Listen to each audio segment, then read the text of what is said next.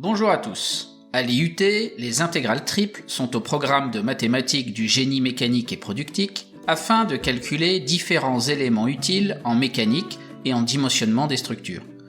Par exemple, savoir calculer une intégrale triple permet de déterminer pour un solide son volume, sa masse, les coordonnées de son centre de gravité, ses moments d'inertie par rapport à un point, à un axe ou à un plan, ou éventuellement sa matrice d'inertie. Alors évidemment, si le solide est un cylindre, on n'aura pas besoin de calculer une intégrale triple pour obtenir le volume, la masse ou les coordonnées du centre de gravité. Mais par contre, pour tout ce qui est moment d'inertie et matrice d'inertie, il faudra passer par l'intermédiaire d'une intégrale triple. Et par ailleurs, si le solide est plus tordu, si on veut, qu'un cylindre, eh bien là, pour les 5 éléments qui sont listés ici, il faudra bien évidemment passer par une intégrale triple. Donc dans la suite de la vidéo, je vais présenter les différentes formules qui permettent de calculer ces 5 éléments, et les formules sont les formules liées aux intégrales triples.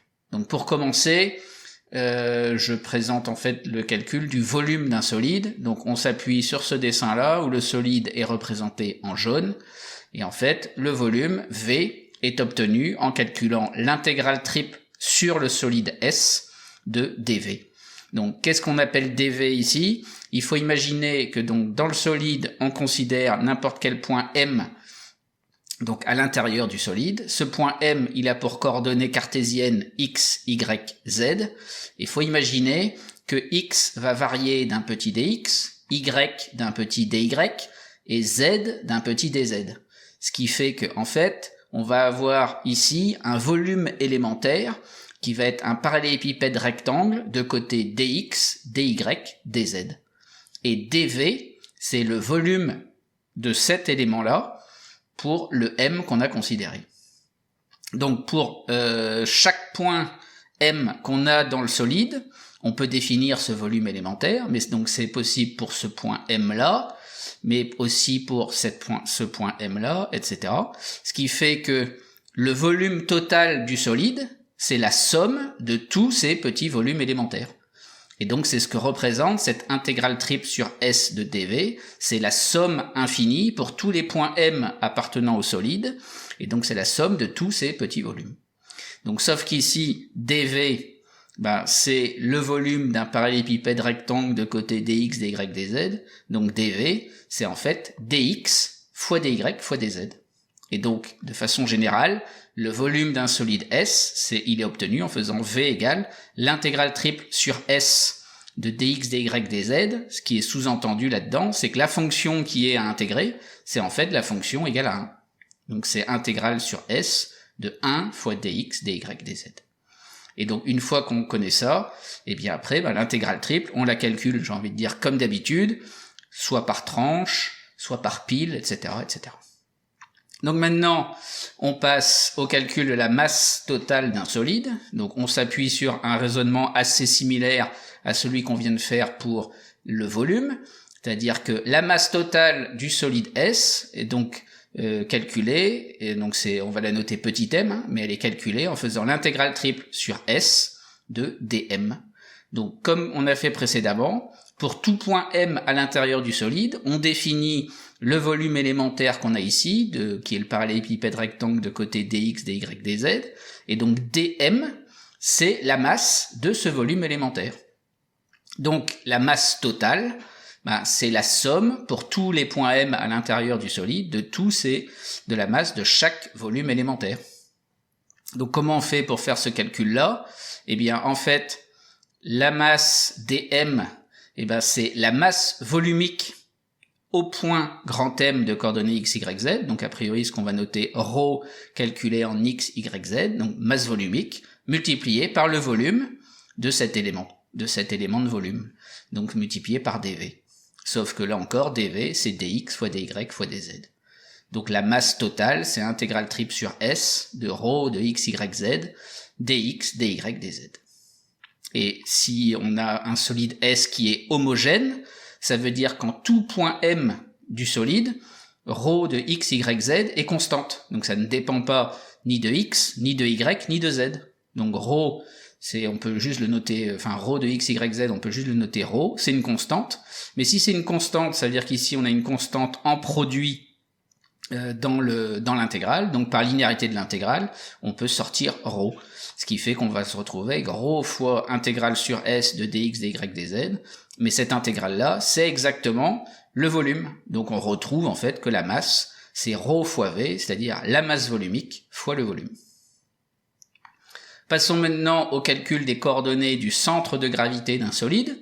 Dans ce cas-ci, en fait, les trois coordonnées là que j'ai notées, x indice g, y indice g, z indice g, sont obtenues par la formule, enfin les formules qui sont similaires si on veut, mais pour l'abscisse, c'est 1 sur la masse totale du solide, multiplié par intégrale triple sur S de x fois dm. Donc dm étant l'élément de masse du petit solide élémentaire qu'on a ici et qu'on avait déjà vu précédemment. Ce qui revient à dire donc que ça nous fait dm, c'est toujours ρ fois dv, et donc c'est ρ fois dx, dy, dz. Donc dans la situation où on suppose que le solide S est homogène, donc ρ est une constante, ici elle est bien en produit dans la formule, donc on peut par linéarité de l'intégrale triple sortir ρ, ça nous fait donc en fait ρ sur m intégrale triple sur S de x, dx, dy, dz pour l'abscisse. Évidemment, on change x en y ou en z si on cherche les autres coordonnées.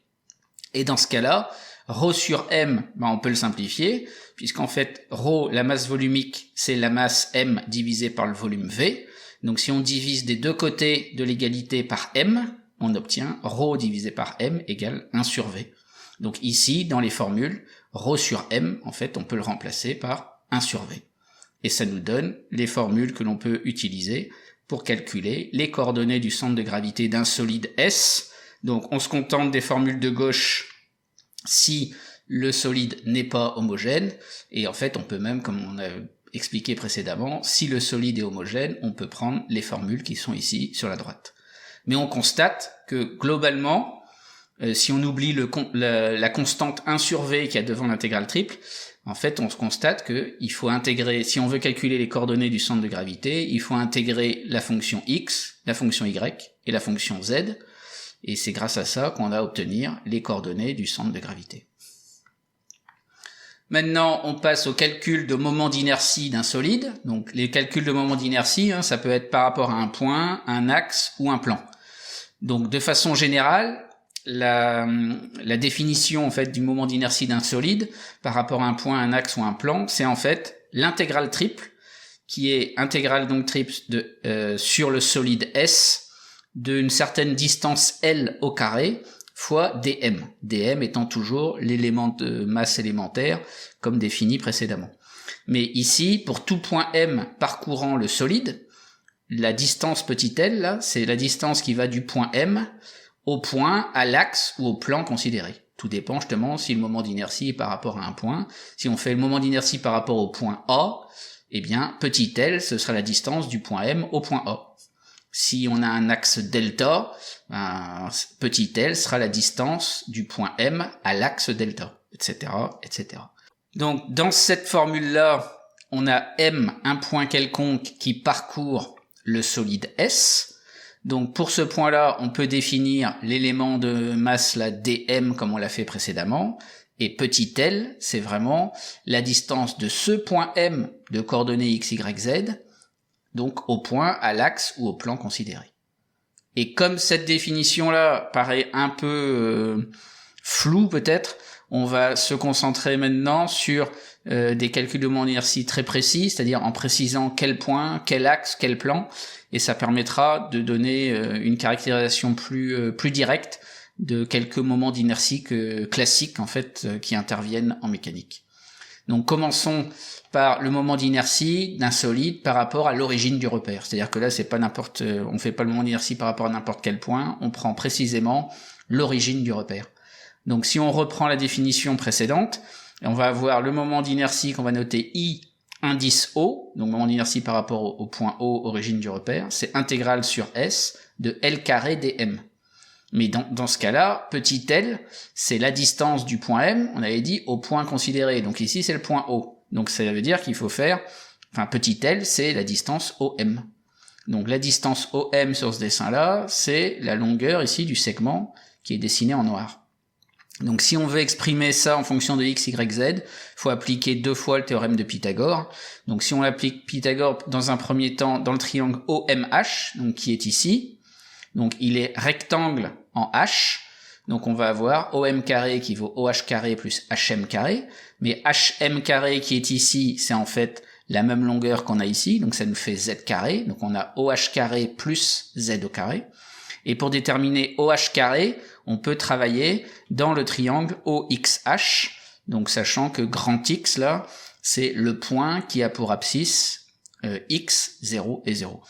Donc dans ce triangle-là, qui est rectangle justement ici en X, on va avoir OH carré qui vaut OX carré plus XH carré, mais le OX carré là, c'est X au carré, et la longueur ici qui est XH au carré, c'est la longueur qui est ici, c'est Y au carré. Donc ça nous fait X carré plus Y carré. Donc si on remplace ça dans la ligne du dessus ici, on constate que OM au carré, c'est X carré plus Y carré plus Z carré.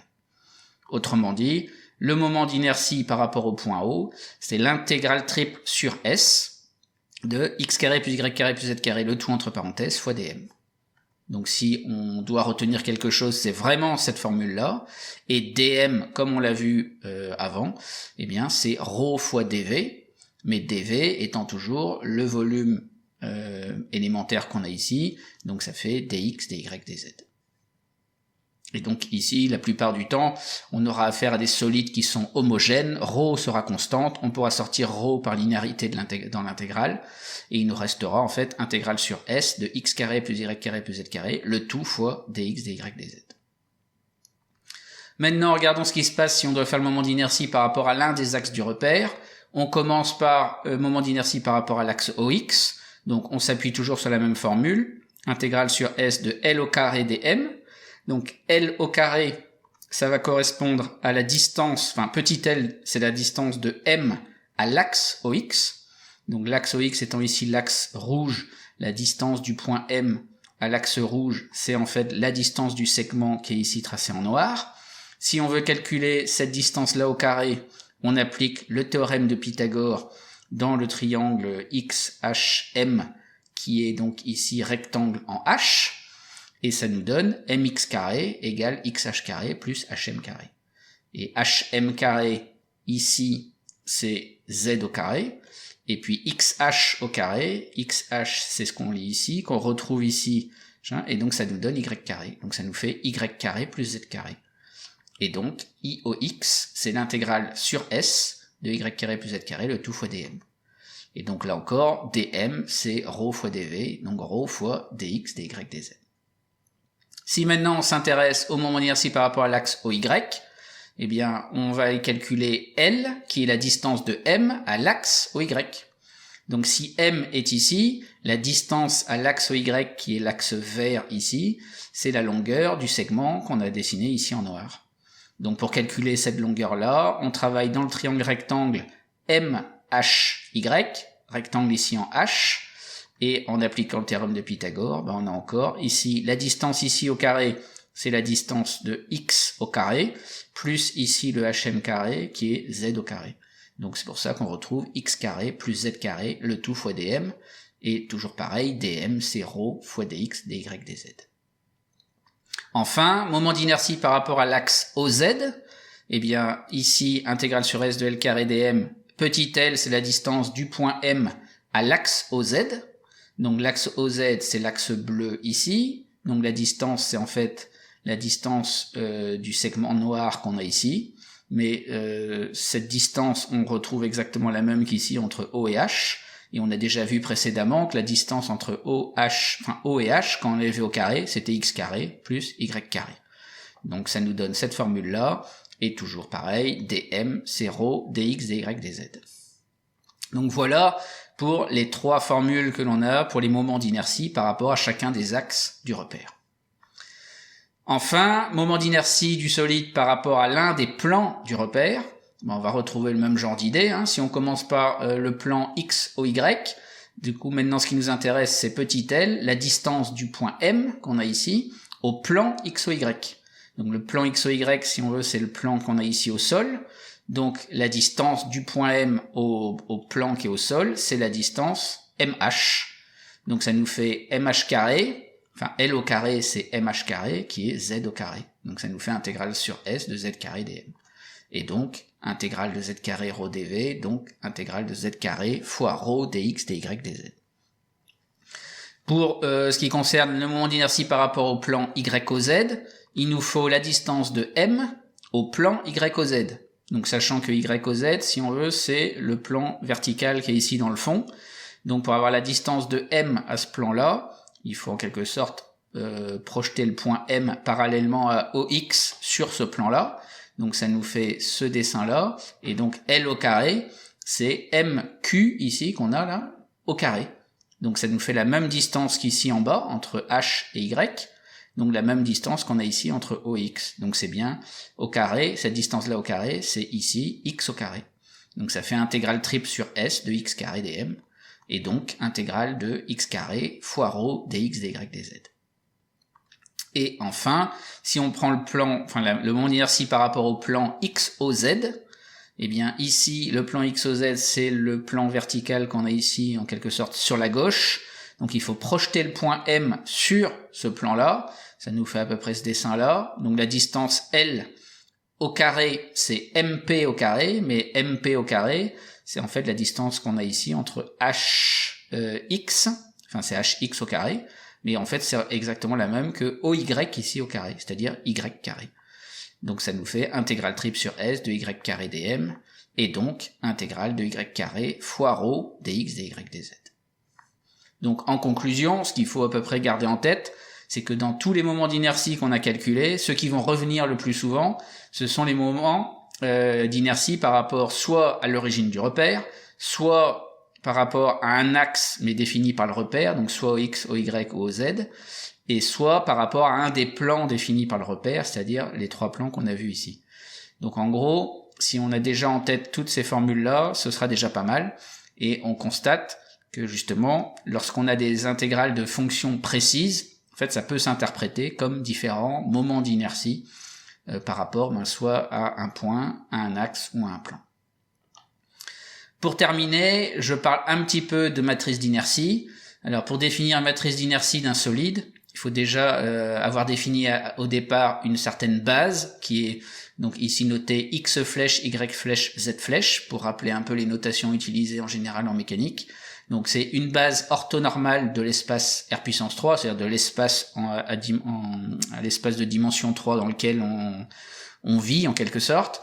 La matrice d'inertie d'un solide S, elle est calculée en un point donné et relativement à une base donnée. Donc ici, ça va être, on va faire le calcul de la matrice d'inertie au point O relativement à la base B qui est définie plus haut.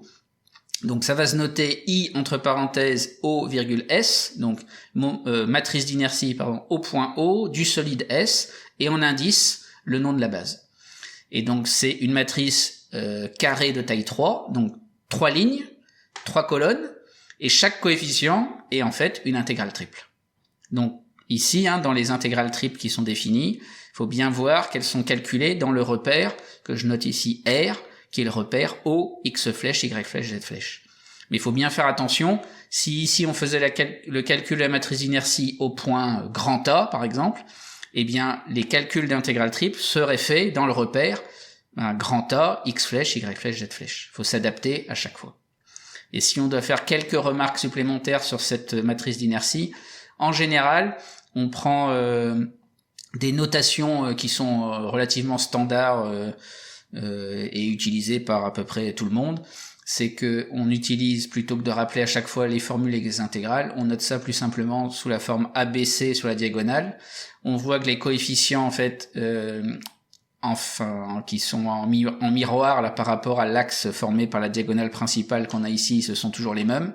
Donc on a moins F, moins E et moins D. Et donc on a en fait 6 constantes à calculer, A, B, C, D, E, F. Mais dans ces 6 constantes, il y a les moments d'inertie qui sont A, B et C. Donc précisément, quand on regarde A, B et C, ce sont les moments d'inertie du solide par rapport aux 3 axes du repère.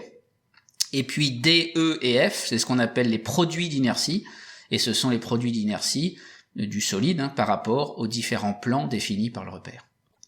Je vous invite maintenant à visionner les prochaines vidéos dans lesquelles les formules évoquées ici sont appliquées pour calculer, entre autres, des coordonnées de centre de gravité, des moments d'inertie, ainsi que des matrices d'inertie.